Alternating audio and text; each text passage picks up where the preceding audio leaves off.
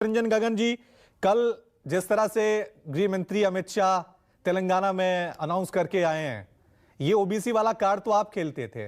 अब बीजेपी ने भी इसके बदले में आपको कल पलटवार दे दिया कि भाई ये सियासत आप खेलेंगे तो हम भी खेल सकते हैं।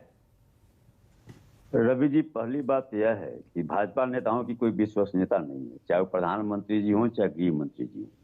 ये जो बोलते हैं जनता उस पर भरोसा नहीं करती है। बहुत कुछ इन्होंने बोला, 2 करोड़ नौजवानों को प्रतिवर्ष हम रोजगार देंगे, 15-15 लाख रुपए विदेश में जो जमा है उसको कालाधन को लाकर हम सबके खाते में डालेंगे, बेरोजगारी दूर करेंगे, किसानों की आय दुगना करेंगे।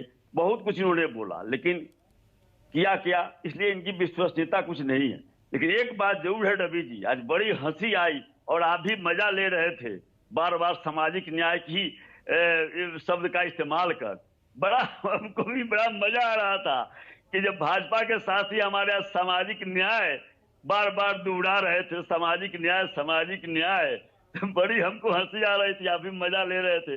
पूरा देश आज जो भी आपका चैनल देख रहा होगा बड़ा मजा ले रहा होगा कि आज भाजपा के प्रवक्ता के जवान पर भी सामाजिक न्याय आ गया, जिसने अब बराबर ये कहते हैं कि साहब हम जो है सो हमारे प्रधानमंत्री पिछड़ा वर्ग से आते हैं। तो भाई इसके पहले भी कई प्रधानमंत्री पिछड़ा वर्ग से आते हैं। एक कहते हैं मैंने पिछड़ा वर्ग आयोजों को संवैधानिक दर्जा दिया, लेकिन क्या आउटपुट आया। संवैधानिक दर्जा आपने दिया, लेकिन क्या आउटपुट आया।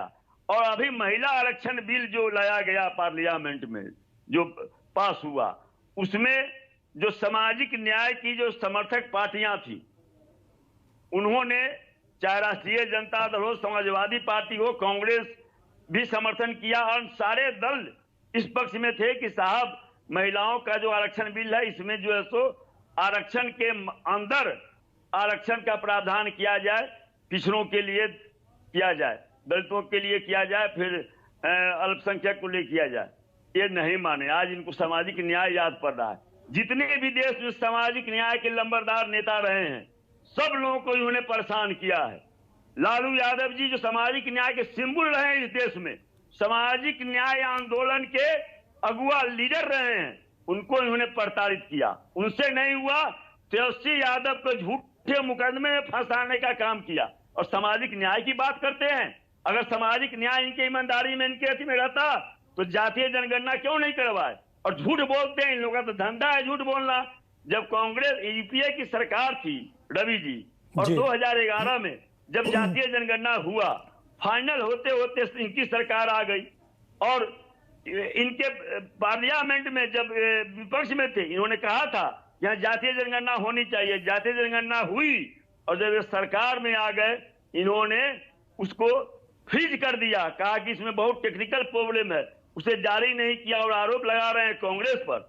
अब उसके बाद में उस समय इनके गृह मंत्री थे राजनाथ सिंह जी ने पार्लियामेंट में कहा कि जो है सो अगली बार जब जनगणना होगी तो मैं जातीय जनगणना कराऊंगा।